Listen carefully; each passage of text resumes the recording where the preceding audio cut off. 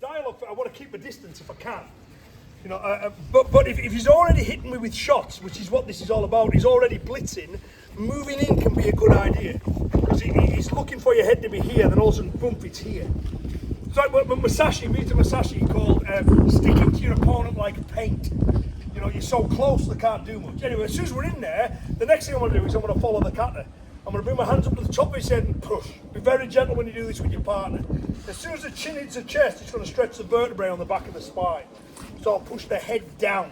Now his weapons are facing the floor, but my weapons are still facing him. I hit him however I like, and then I go. He's okay, so lesson one of the kata, don't get punched in the head, disrupt his posture, get out of there. Did it work? No. Okay, let's talk about the rest of the stuff you could do if you're stuck there, which we're going to do later on. It's almost like a plan before I'm teaching, isn't it? Right, so when he swings the shot across in, here to here. At this point, I can give him a couple of extra shots if I want. There. Okay, so I'm pushing on his head. Now his weapons are facing the floor. Step off, do whatever you want to do, bang, and then get out. Is that okay? So you see, it's a defensive action, but I use it to take, you know, maintain the advantage. I get the grip, I exploit the advantage I've got, and then I start hitting. It's never just, oh, I'll stop the shot. It doesn't work that way. Everyone okay to do that one? Then we'll get advanced with Shinto or Gankaku. Is that okay? Let's do it. Right, so let's look. So, if they're just blitzing at you, it is very difficult to pick out any individual technique and defend against it. You know what I mean? So that's why these default actions work quite nicely, right? Because I don't care what's coming in, I'll just protect my head. You see them in lots of katas as well, in various guises, right? I don't care what's coming, I protect my head, I'm moving and open them up. So I don't need to, you know, go, well, if it's A, I'll do B and all that kind of stuff. But there's no doubt that sometimes they punch so badly, you see it coming a mile off. You know what I mean? So although most of the time they'll be too fast and too close for you to block effectively. But if you've got a guy who goes, wham, you know that one's coming because he's more or less written your postcard to tell you it's on its way, right? So the kata does cover those too. So the one I want to look at is just to give an example of it in that scenario where it is a specific block, but it still does the same thing of taking away his ability to land subsequent strikes and putting you in a position of advantage and then exploiting that advantage. Right, so you know, like this bit in Gankaku or Shinto, followed by that part. You know what I mean? So let's do this part first and I'll show it flows on. So if we just go to this side for a second. So he swings a lead, I mean it could be a lead hand or a backhand, it just depends which way down his feet are. And if you follow the kata in, there's a reason why it's that hand, because the movement before determines that it is, but I don't want to get too far into that, right? Otherwise we'll miss the whole point of what I'm trying to teach you. But if he swings in that shot and I see it coming, I managed to get this, so I cover, but I've moved it to the side. As soon as I make contact with that, I want to fling it away. So I need to create space for it to move into, which is why you're in backstand. And then what I do is that. Is that okay? Now as soon as I've done that, it's similar to what Motobu was doing, push that arm across. His arms are turned away. I haven't been hit by that one. This one's swinging again. But now there's that one here. Now, but what he could do is he can right himself and swing back and hit me this way, or he can swing right round and come and whack me with that thing. Is that okay? So I need to take them away, because that's the way traditional karate works. It doesn't go, okay, we'll see what he does. You know, so he blocks, it's there and then here. That's what the kata does next, right? He steps forwards, he goes bang. So you've got one hand on each shoulder blade. So as he moves, I now know what he's going to do. If I feel the pressure on this hand increase, while that one decreases, he's coming this way. If I feel it the other way, he's coming that way. If I don't feel anything, I'm just going to grab him and knee him so hard his ancestors will scream out in pain. Is that okay? You know, I've got that position of advantage. It's not how the kata flows on. The kata assumes you haven't managed to control. Right? So from there, there. Is everyone okay with that idea? Just from the kata. So block it, redeflect it, and then in. Sticking to him like paint. I'm going to carry on with it. But for now, once you've got there, if you want to go from there, okay, bang, whack, you know, whatever you want to do to finish off, have fun.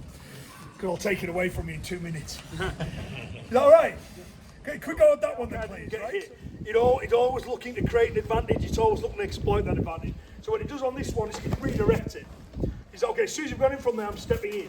So I'm now behind him, I'm securing that position, and I can feel what's going on. Now he could come this way, in which case I'd feel that, or he could come this way, in which case I'd feel this. The kata assumes he's going to come back towards you. So as I feel that, and you're just going to kind of like hammer fist me in the face with your leg out. He does that. Is that all right? For everyone who knows the kata, it goes there, then goes there. And the reason it goes there is because I feel what's happening. So I just stop at the elbow, boom. As soon as I've got that, whack. I pull the arm down and hit him in the groin. Is that okay? Next part. Like we're doing. I don't just go, oh, I blocked it. That was lucky. It's not. It's mine now. Is that okay? I strike him in the groin. That happens. Because he's a good uke. Not because I hit him. Right.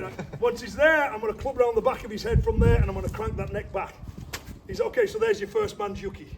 He might get out of it. The Kata's considered that possibility. But if he doesn't, it's, oh, there's so much fun to be had here now. Is that okay? So you see how the Kata's just creating that advantage bigger and bigger. So this is what I want you to practice. Block and create an opening.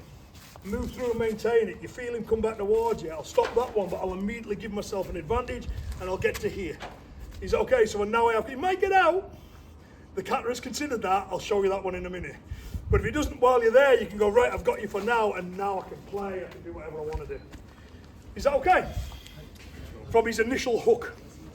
Have a little go at that one. So there, just like this in the Kata, and then roll him over. There's a second, there's a third. I pass and go for a throw. If the throw works, it's all done, but he manages to skip off it and keep his feet. As you do this, I go for an eye gouge. He grabs my wrist to stop me doing that eye gouge. There's your up and down, right? I then kick his shins out from there. I'm going to grab him, push through and do a front strangle. It hasn't quite worked, so I will very gently, because we're on a hard floor, push on the back of his head and try and throw him, but he manages to stay upright.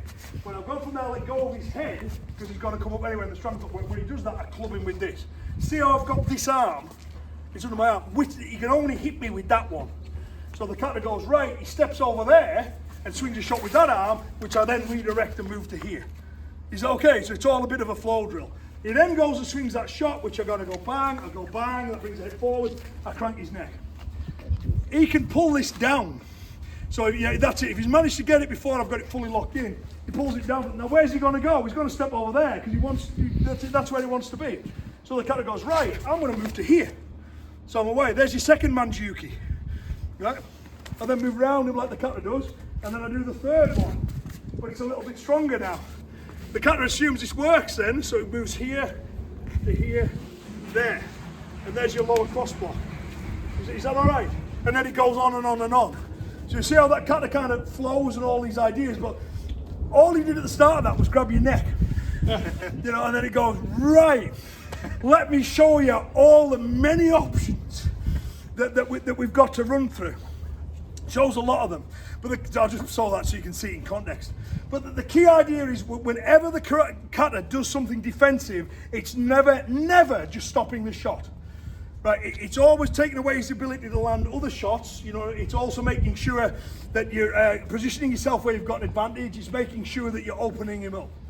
Is okay? So even defensive actions are quite offensive.